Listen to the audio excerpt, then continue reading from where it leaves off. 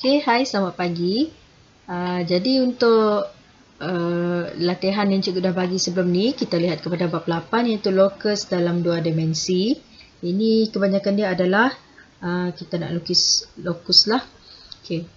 Jadi kita lihat soalan 1A. Ni soalan ni senang sikit. Titik P sentiasa berjarak sama dari titik Q dan R. Okay, bermakna di sini ini adalah titik Q dan R. Jarak dia adalah sama antara Q dan R. Bermakna dia locus P kita di sini adalah titik P kita di sini adalah mesti di antara Q dan R sebab dia mesti sama di sini. Jadi kotak yang ada sekarang ni kita akan gunakan grid. Grid kita ni mempunyai kotak 1, 2, 3, 4, 5, 6, 7, 8, 9, 10. Bermakna 10 bahagi 2 sebab kita nak tengah-tengah. Jadi antara Q dan locus P adalah 5 grid. Maknanya sini 1, 2, 3, 4, 5. Jadi di sini adalah kita punya 1, 2, 3, 4, 5. Okey, ini adalah kita punya locus P. Okey, kamu boleh labelkan di sana. Ini adalah locus P. Okey. Locus P. Buat cantik sikit lah. Okey. Kemudian kita lihat B. Jarak titik P adalah sentiasa 3 unit. Ini sepatutnya jarak locus P ya. Locus P adalah sentiasa 3 unit dari garis QR. Ini adalah garis QR kita. Okey. Dan 3 unit daripada garis QR sama ada di atas atau di bawah. Dia tak boleh ke kanan. Sebab kalau ke kanan dia nanti dia selari. Sekarang dia nak sentiasa 3 unit daripada QR. Okay. Jadi 3 unit daripada QR di sini, maka locus P kita sebenarnya ada di bahagian atas dan di bahagian bawah ni sebab ada 3 unit. Maka ini adalah locus P kita. Okay, senang saja kan ini? Nak tentukan. Okay, kita lihat soalan C. Titik P sentiasa berjarak sama dari garis QR dan ST. QR dan ST. Mana T dia? Oh, ini macam ada kesilapan ni. Ni sepatutnya berjarak sama dari QR dan SR. Okay. Kalau ST kamu memang tak akan jumpa lah. Okay. Jadi QR dan SR kita ada di sini. Membentuk satu sudut tegak di sini.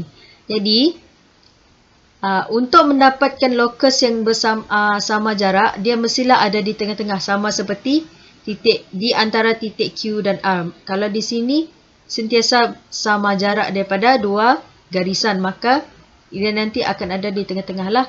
Jadi, macam mana kamu nak tahu, kamu nak guna apa?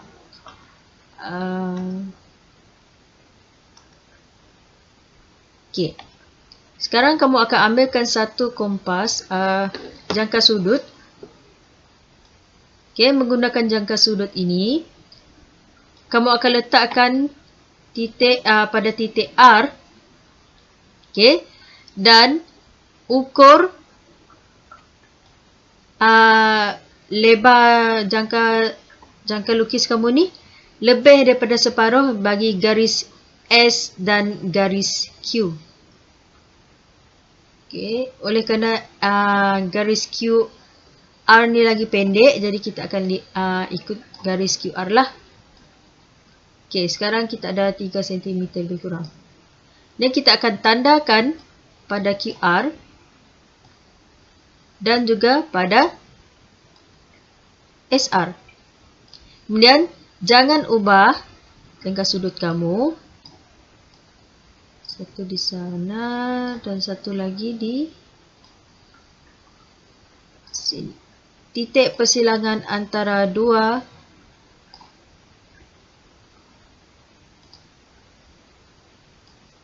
titik persilangan yang titik persilangan yang terbentuk di sini adalah kita punya locus P. Okay, kita akan hubungkan daripada R sehingga sini. Maka ini adalah locus P. Locus P kita.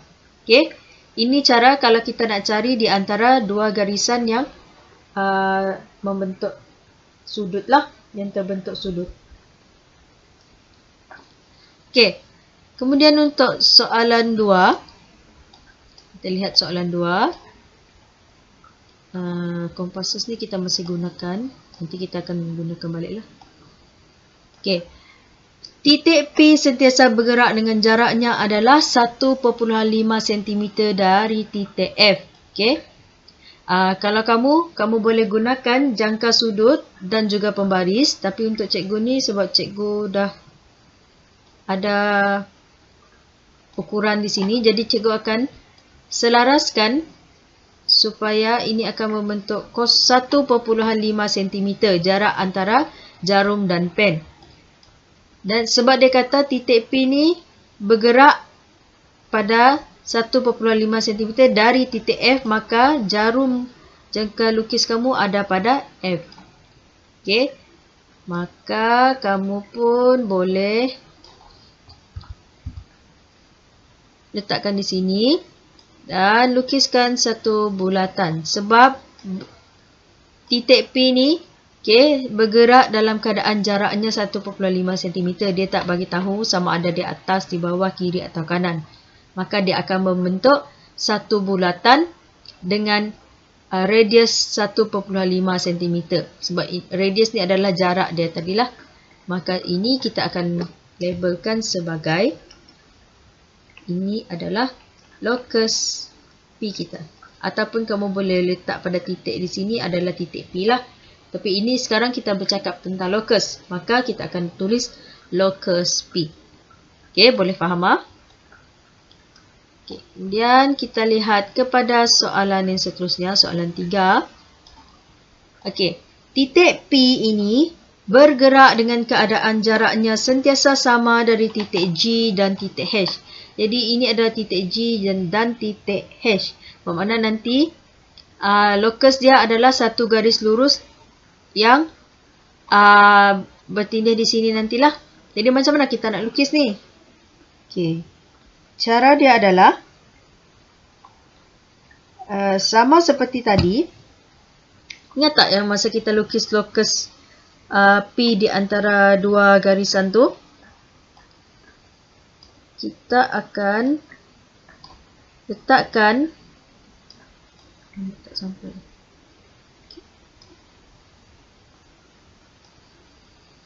Okay. Kita akan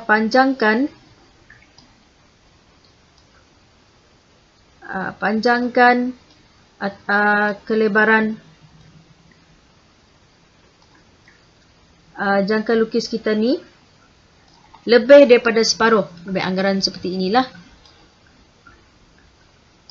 Okay, sekarang seperti ini. Okey. Cikgu akan tandakan di sini. Sama juga seperti di G. Cikgu akan tandakan di sini.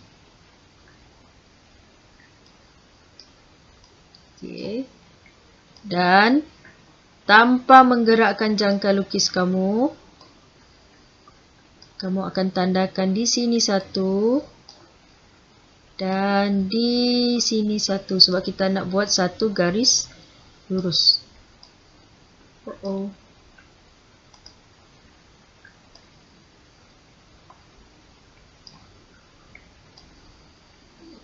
kita lihat bahagian yang bertindih lah. Oh, tak sampai.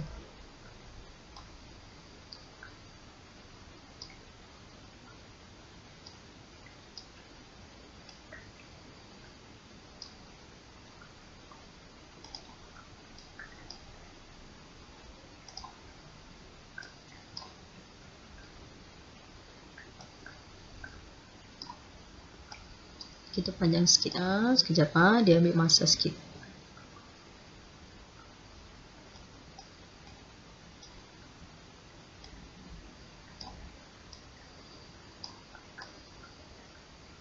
Kalau kamu guna jangka lukis biasa, kamu dah boleh selesaikan lah sekarang ni.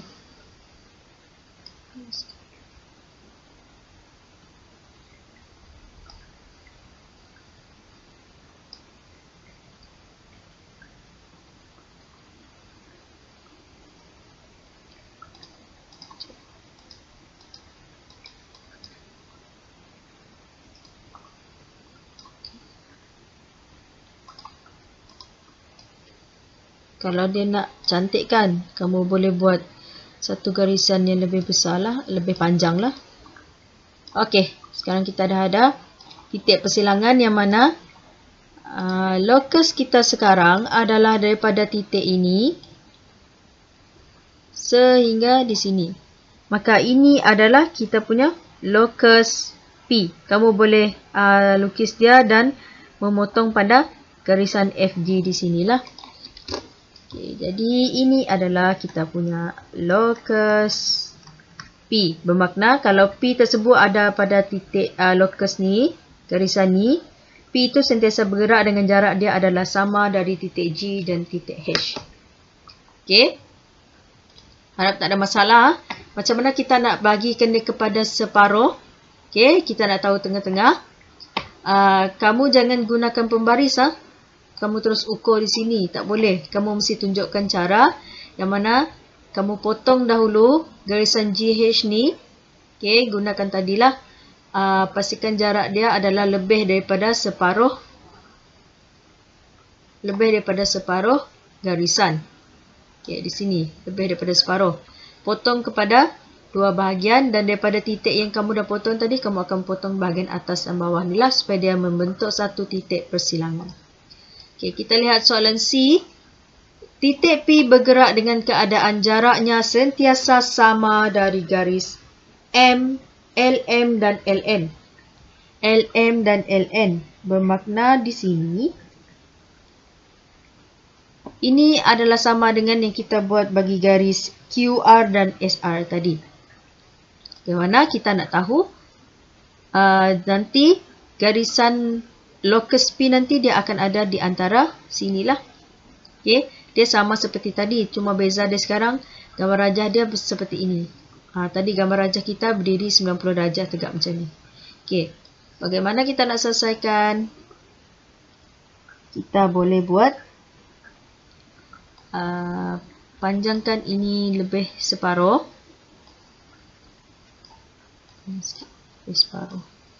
Separuh pun boleh lah, tapi dia lebih cantik kalau lebih daripada separuh. Kemudian kamu akan lukiskan. Yang mana di sini cikgu terus buat bulatan seperti ini. Kalau kamu nak buat sikit-sikit seperti yang awal tadi pun boleh. Tak ada masalah. Okay. Menggunakan sudut yang sama. Gerak di sini satu. Okay, sebab kita nak titik persilangan, kita dekatkan sikit lah. Maka, kalau kamu nak buat di atas, pun boleh. Di sini. Tapi nanti dia akan sampai kepada L juga tau. Jadi, kita tak payah bazir masa untuk lukis bahagian atas. Maka, kita akan terus sambungkan daripada L sehingga titik persilangan kita tadi. Maka, ini adalah locus P kita. Okay, ini adalah, cikgu label di bawah, locus P. Okay. Jadi, ini adalah cara kalau kita nak tentukan locus bagi soalan yang diberi, berdasarkan penyertaan yang diberi oleh soalan lah. Okay. Jadi, untuk soalan 3A,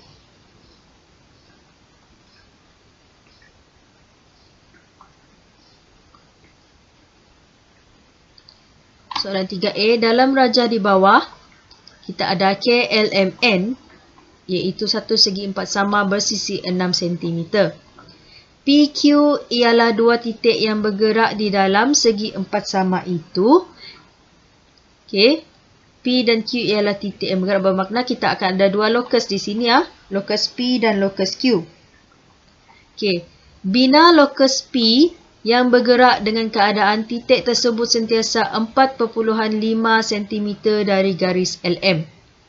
Ini adalah garis LM, bermakna locus P tu nanti dia mesti di antara di sebelah kiri atau di sebelah kanan locus LM. Okey. Tapi sekarang ni P dan Q tu bergerak di dalam, bermakna locus P nanti adalah di sebelah kiri garis LM. Okay. Kamu boleh ukur, gunakan kamu punya pembaris. Untuk cikgu gunakan ni lah. Dia nak 4.5 cm kan? 4.5. Okay, bermakna nanti jarak dia di sinilah. Cikgu gunakan pembaris sekejap.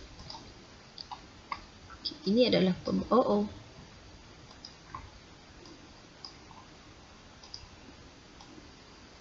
dia nak 4.5 di sini, maka garis kita nanti dia ada di sini.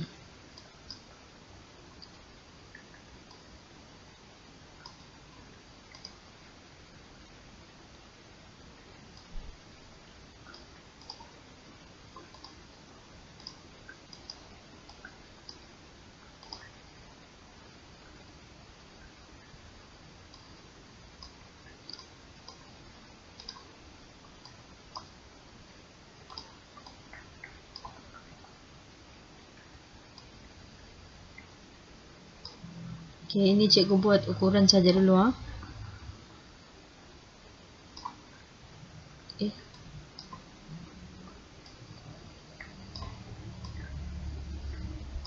Okay.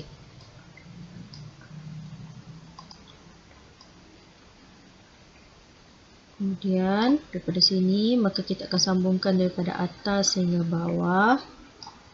Dan kemudian kita dah boleh padamkan garisan yang mengukur ni. Lama tak boleh padam. Macam ni lah.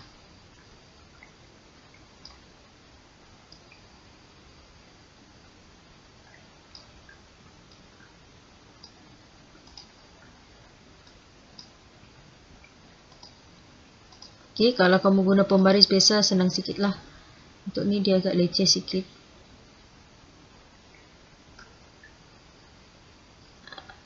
Okey. Settle. Okey. Maka ini adalah kita punya locus P. Okey, cikgu labelkan di sini. Ini adalah locus P. Kemudian locus bagi Q bergerak dengan keadaan titik tersebut sentiasa 6 cm daripada M. Bermakna kita akan gunakan jangka lukis di sinilah sebab M tersebut boleh membentuk bulatan. Jadi ini adalah dia nak 6 cm kan? Nampak tak? Oh, lebih. Okey, 6 cm cun.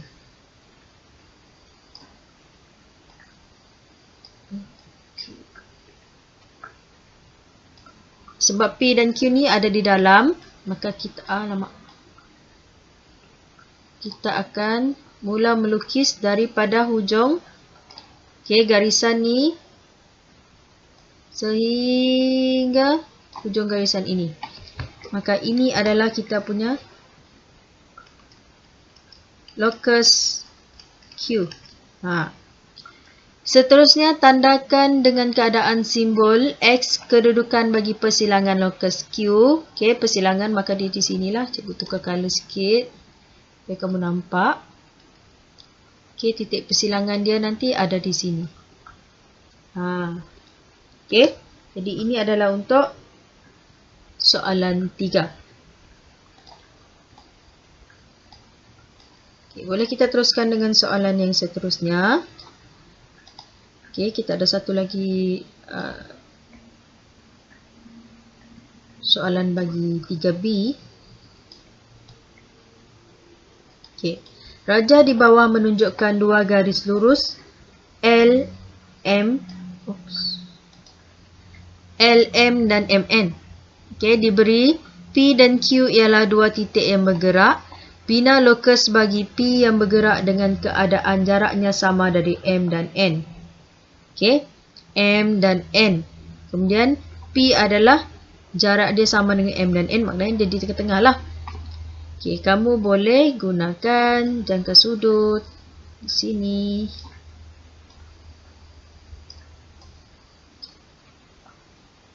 Lebih daripada separuh.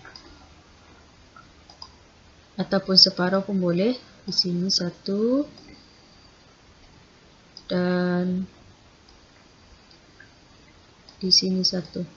Okey, kalau kamu gunakan cukup-cukup separuh, nanti dia akan jadi macam ni tau. Dia akan jadi terlalu dekat. Okey, bila terlalu dekat, kamu punya ni nanti dia akan nampak susahlah nak ukur. Okay. Tapi tak ada masalah pun. Kamu lihat tak? Titik persilangan dia nanti akan lebih lebar seperti ini. Okey. Tapi ini untuk ini tak apalah. Kita akan lukis sajalah. Jadi titik kita di sini adalah dari sini ke bawah. Okey. Kamu boleh buat sehingga di bawah lah. Ini cikgu letak di sini saja dulu. Sebab tak cukup ruang. Untuk kamu boleh teruskan di bawah. Okey. Jadi titik persilangan. Ini adalah kita punya lokus P. Okey. Yang pertama sekali ni, yang warna hijau ni adalah lokus P. Jangan padam. Kalau kamu nak padam di tepi-tepi ini saja, bolehlah. Tapi kalau boleh, jangan padam lokus yang kamu dah lukis ni. Okey, kemudian lokus bagi Q yang bergerak dengan keadaan jaraknya sentiasa sama dari ML dan MN. LM dan MN, maknanya nanti garisan dia di tengah-tengah sinilah.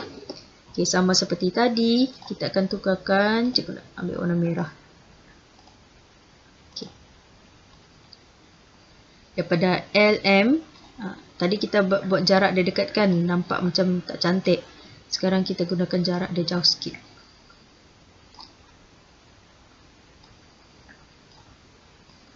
Okay.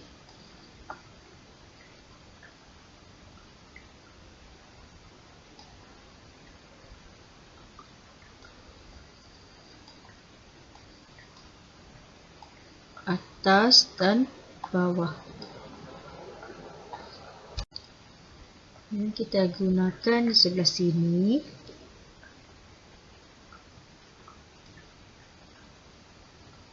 Cuba balik dulu. 1.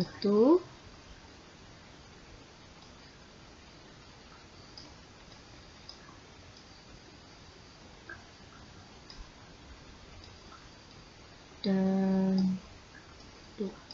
Okey. Jadi, sekarang kita dah ada 2 titik persilangan yang mana kita boleh gabungkan menggunakan satu garisan daripada persilangan pertama dan persilangan kedua. Maka ini adalah kita punya lokus Q. Ini adalah lokus Q. Lokus Q. Okey, sekarang untuk soalan 2. Tandakan dengan simbol bulatan pangkah kedudukan bagi persilangan lokus P dan lokus Q. Okey. Untuk ini, kita akan panjangkan sedikitlah. Kita akan panjangkan garisan. Garisan warna hijau untuk lokus P dan garisan merah untuk lokus Q.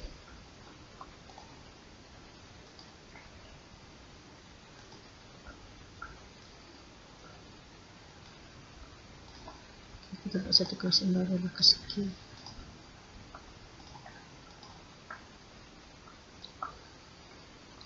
Okey, supaya kita akan ada satu titik persilangan lah. Okey, sekarang ni kita akan tandakan titik persilangan dengan warna biru. Titik persilangan kita ada di bahagian atas sini. Okey, maka ini adalah jawapan untuk 3B lah.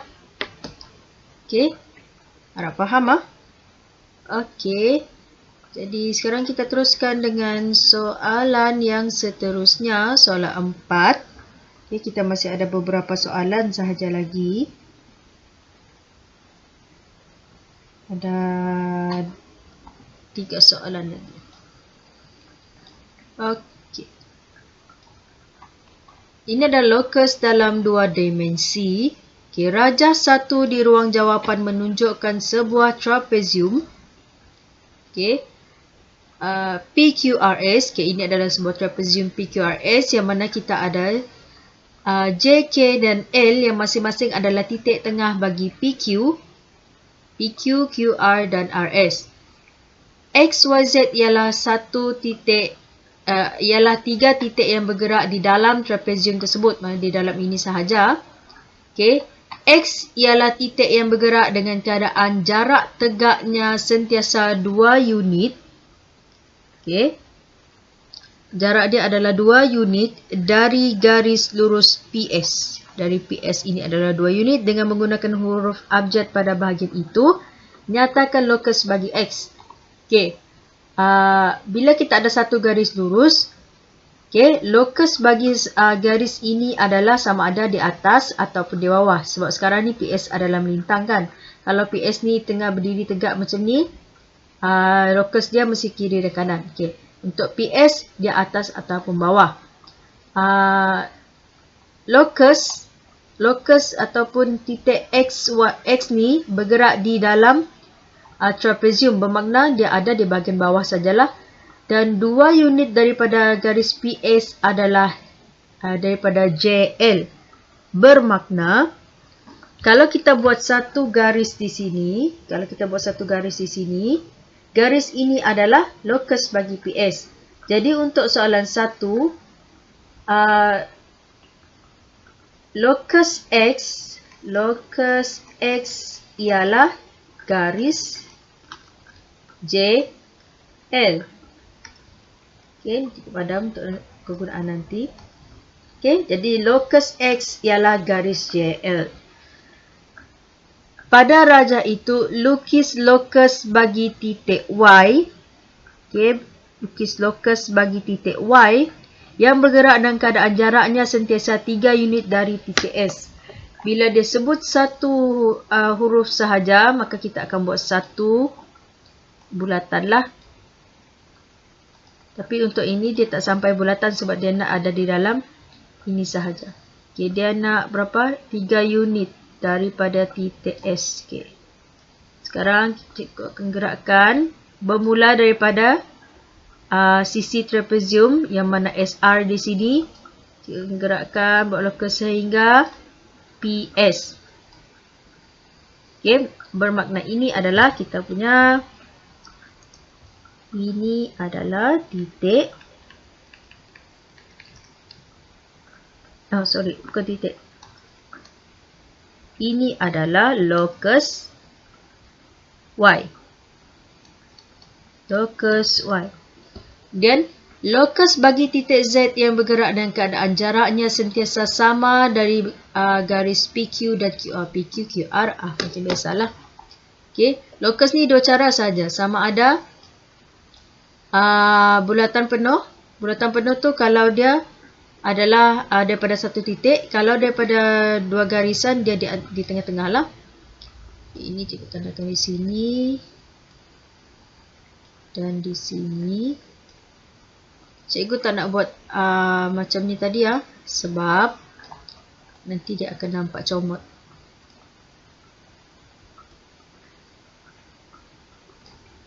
Satu di sini dan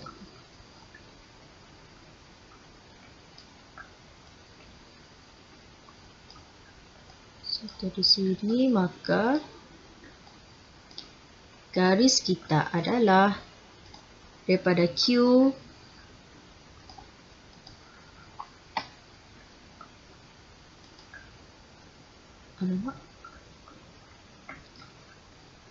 daripada Q sehingga garisan ini tadi. Okey, sebab dia bergerak macam inilah. Jadi ini cikgu labelkan sebagai locus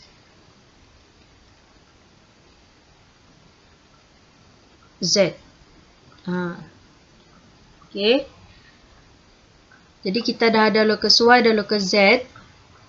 Tandakan simbol bulatan dan X bagi kedudukan persilangan locus Y dan locus Z. Jadi ini cikgu akan warnakan dengan warna lain. Jadi titik persilangan dia ada di sini. Kalau kamu nak bulat saja pun boleh. Kalau kamu nak buat tanda pangkah pun boleh. Sebab kamu gunakan pen atau pensel kan. Okay. Jadi ini adalah cara kalau kita nak jawab bagi soalan seperti ini. Okay. Dan sekarang kita akan lihat soalan terakhir. Okay. Rajah di ruang jawapan menunjukkan sebuah heksagon. Okay. Sebuah heksagon C, D, E, F, G, H. N, P dan Q. Okay. N, P dan Q ialah 3 titik yang bergerak dalam heksagon tersebut. N ialah titik yang bergerak dan keadaan jaraknya sentiasa sama dengan garis GH. Mana GH kita? GH dan GF. Okay. GH dan GF. Okay. Jadi, dengan menggunakan huruf abjad dalam rajah itu, nyatakan locus bagi N. Kalau dia di antara dua garisan, bermakna dia di tengah-tengah lah. Okay, jadi ini adalah heksagon. Heksagon adalah poligon sekata. Bermakna kalau ini dengan ini jarak dia sama, maka dia akan cuncun di tengah-tengah. Okay. Jadi garisan yang terhasil adalah garisan GD. Okay, ini kalau kita tak gunakan jangka lukis. Kalau kita gunakan jangka lukis pun boleh, tapi untuk soalan satu dia tak minta kita lukiskan. Jadi kita boleh terus bagi tahulah locus N sebenarnya adalah locus N ialah garis G dan D di sini, di tengah sini. Cikgu tulis guna tangan sebab dia di dalam, jadi di sinilah. Okey. Untuk soalan 2, pada rajah itu lukis locus bagi titik P yang bergerak keadaan CP sama dengan CD. CP sama dengan DP. Maknanya ini adalah garisan CD kan. Nanti P itu adalah di tengah-tengah sini. Okey. Jadi kalau di antara dua garisan, kita akan gunakan jangka lukis. Okey. Bagi lebih sikit lah. Satu atas dan satu bawah. Ini ada titik T.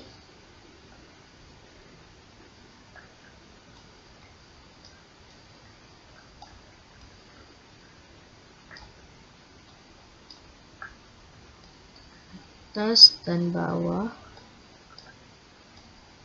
Okey. Dan buat satu garisan di sini, maka sambung dia adalah dari sini sehingga sini. Cikgu panjangkan supaya nanti kita ada tandakan titik persilangan kan. Jadi ini adalah